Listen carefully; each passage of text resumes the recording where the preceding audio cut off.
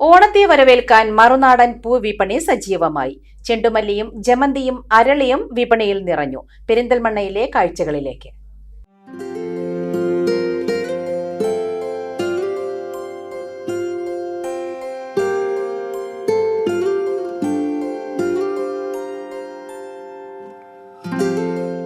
ഓണത്തെ വരവേൽക്കാൻ ഇത്തവണയും മറുനാടൻ പൂക്കളെ ആശ്രയിക്കുകയാണ് മലയാളികൾ.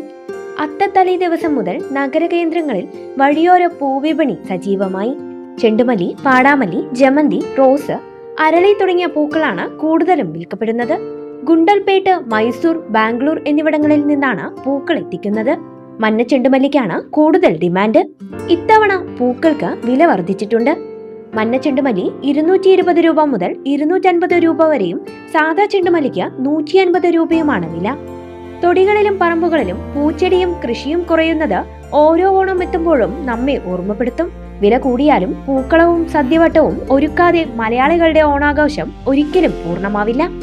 ഓണക്കാലം പൂക്കച്ചവടക്കാരുടെ സീസൺ കാലമാണ്. ഈ കച്ചവടം ഇവരുടെ ജീവിതവുമാണ്. തിരുവോണം വരെ ഈ പൂക്കച്ചവടം നഗരവീഥികളിൽ തുടരും. News bureau, Perinthalmanna.